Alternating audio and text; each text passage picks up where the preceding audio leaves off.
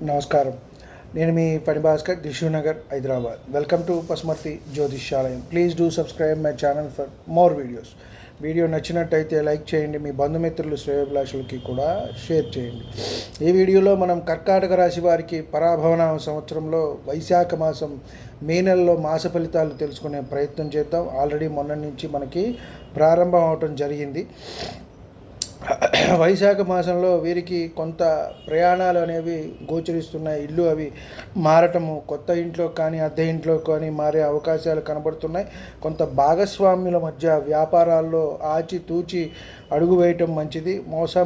మోసపోయే అవకాశం అనేది కనబడుతున్నది. కాస్త మిత్రులు మనవాళ్ళు ఎవరు, పరాయి వాళ్ళు ఎవరు అనేది కూడా చూసుకోవటం, అంటే దురలవాట్లు దుర సావాసాలు ఉన్నట్టయితే తగ్గించుకోవటం అనేది ఎంతైనా సరే మంచిది అని మనం చెప్పవచ్చు.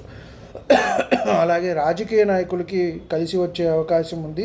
విలాస వస్తువులకే ఖర్చు చేస్తారు. ఖర్చు కొంత నియంత్రణలో పెట్టుకోవటం అనేది మంచిది.